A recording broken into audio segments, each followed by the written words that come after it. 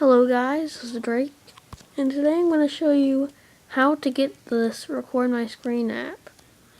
Go into Safari and search EMU for iOS, and then click on the first one, and make sure that your date and time, that the year is set for 2012 or 2011 for your iPod or iPhone, and this only works for Apple devices, so don't try it on your Android device.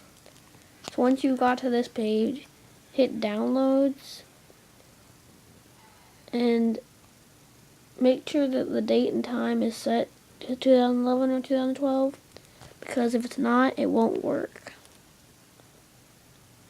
And this is completely free, no computer needed, and no jailbreaking needed for your iPod. How to install? I just told you all this. Hit applications, and then wait for that to load.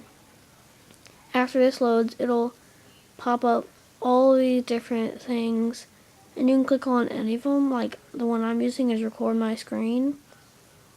If I click it, it'll pop up, and I can hit install, even though I've already installed it. But anyway, then it'll do this. It'll do things, and it'll say, okay, yep.